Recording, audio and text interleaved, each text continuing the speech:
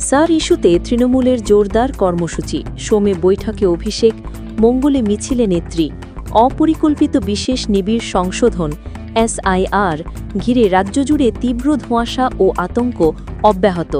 প্রত্যেককে স্বাগত জানাই রাজ্য রাজনীতি ইউটিউব চ্যানেলে। প্রথমবারের জন্য দেখলে চ্যানেলটিকে অবশ্যই সাবস্ক্রাইব করবেন।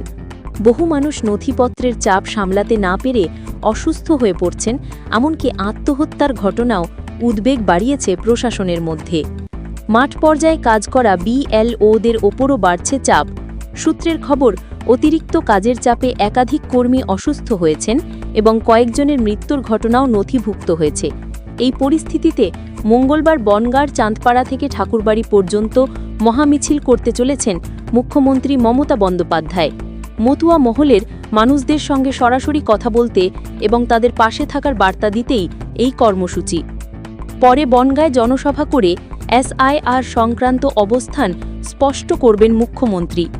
এদিকে সোমবার ফের মেগা ভার্চুয়াল বৈঠকে বসছেন দলের সর্বভারতীয় সাধারণ সম্পাদক অভিষেক বন্দ্যোপাধ্যায়। এসআইআর পরিস্থিতি পর্যালোচনা, সাংসদ বিধায়ক সহ বিভিন্ন স্তরের নেতাদের কাজের মূল্যায়ন, সব মিলিয়ে 10,000-এরও বেশি নেতৃত্বকে নিয়ে হবে এই বৈঠক। এসআইআরের আবহে উত্তরবঙ্গ ও মতুয়া অধ্যুষিত এলাকাকে বিশেষ গুরুত্ব দিতে চাইছে তৃণমূল। সেই অনুযায়ী সাংগঠনিক প্রস্তুতি খতিয়ে দেখা হবে এই বৈঠকে। দলের শীর্ষ নেতৃত্বের দাবি, ভোটার তালিকার বিশেষ নিবিড় সংশোধনের নামে বিজেপি পরিকল্পিত চক্রান্ত করছে। তা রুখতেই তৃণমূল এখন সর্বোচ্চ সতর্ক। মমতা বন্দ্যোপাধ্যায় ইতিমধ্যেই মুখ্য নির্বাচন কমিশনারকে চিঠি লিখে এই মারণ এসআইআর প্রক্রিয়া বন্ধ করার আহ্বান জানিয়েছেন। বনগাঁয় মিছিল ও সভার মাধ্যমে মানুষের পাশে থাকার বার্তা দেবেন বলেও জানিয়েছেন তিনি।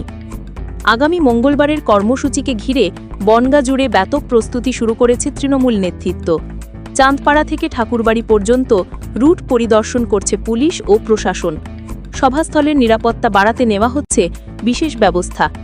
এসআইআর ইস্যুতে প্রশাসনিক কড়াকড়ি, রাজনৈতিক প্রতিক্রিয়া এবং মানুষের উদ্বেগ সব মিলিয়ে উত্তেজনার আবহেই মমতার বনগাঁ যাত্রা।